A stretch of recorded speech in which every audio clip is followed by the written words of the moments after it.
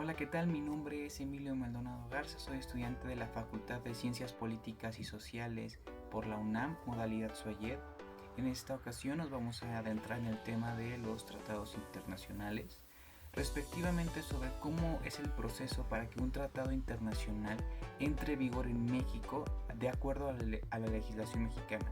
Para esto me han entrado los documentos oficiales que los podemos encontrar en la Cámara de Diputados sobre precisamente el proceso interno que existe para que un tratado internacional pueda entrar en vigor en México.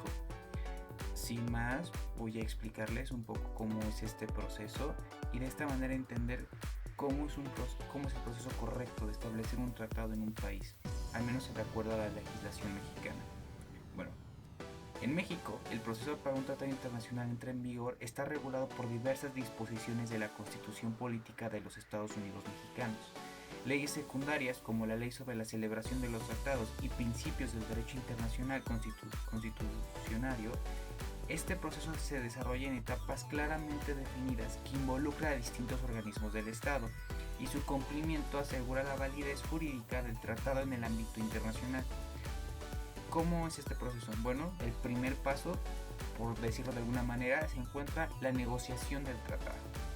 La negociación es la primera etapa y consiste en las conversaciones entre los representantes de México y otro estado u organización internacional para establecer los términos del tratado.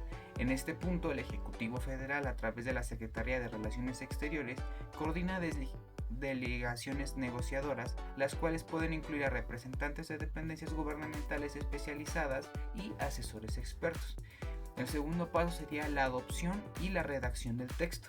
Una vez que se alcanzan acuerdos, se redacta y adopta el texto del tratado, aunque esto no genera todavía obligaciones jurídicas, representa el consenso entre las partes sobre los compromisos que se asumirán.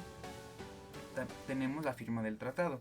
El tratado firmado por representantes con facultades plenas, generalmente el presidente de la República, el secretario de Relaciones Exteriores o funcionarios equivalentes, dependiendo del rango y la normalidad acordada. Esta firma es una manifestación de la intención de obligarse jurídicamente, pero en el caso mexicano está sujeta a la aprobación legislativa. Esta pasa posteriormente a la aprobación del Senado. De acuerdo al artículo 76, fracción 1 de la Constitución, el Senado tiene la facultad exclusiva de analizar y aprobar los tratados internacionales firmados por el Ejecutivo Federal. Para esto, la Secretaría de Relaciones Exteriores presenta el tratado acompañado de un memorándum explicativo que incluye los beneficios, antecedentes y objetivos del acuerdo. El Senado discute el tratado en comisiones y en el Pleno, siguiendo los procedimientos legislativos establecidos por el reglamento para el gobierno interior del Congreso General. Si se llega a aprobar, emite un decreto que no incluye el texto del tratado, pero confirma su autorización. Después tenemos la ratificación por el Ejecutivo Federal. Una vez aprobado por el Senado, el presidente de la República ratifica el tratado mediante un instrumento formal.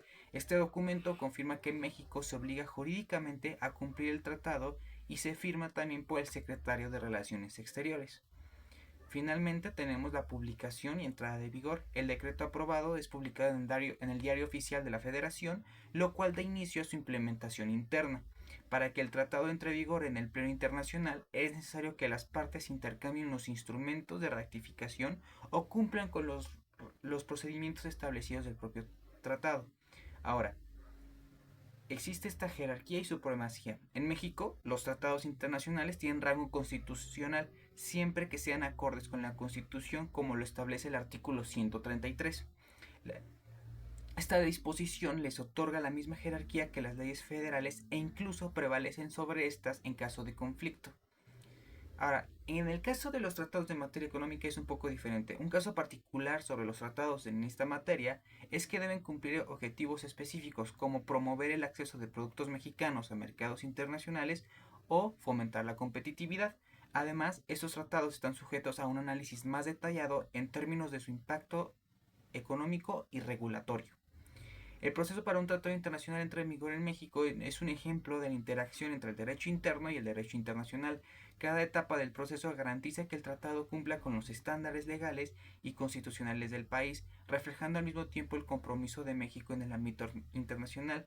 Este procedimiento no solo fortalece la legalidad y la transparencia, sino que también asegura la participación del legislativo en la toma de las decisiones que afectan el escenario global. Para un país como México, que depende tanto del escenario internacional, tanto por su economía, por su turismo y por su cultura, así como de los millones de mexicanos que están en otros países, el establecimiento de acuerdos internacionales beneficiosos para México son cruciales para cada ámbito del país que es compuesto. Por lo tanto, conocer cómo se formula un tratado y cómo éste posteriormente entra en vigor en México es crucial para los internacionalistas para entender cómo es este proceso y, en su caso, entender cuáles son las etapas que llevan a un tratado ser tangible en nuestra sociedad y en el escenario internacional. Espero que este video haya sido de utilidad. En la parte de abajo utilizaré el documento de la Cámara de Diputados que utilicé para este video y les agradezco mucho por verme. Adiós.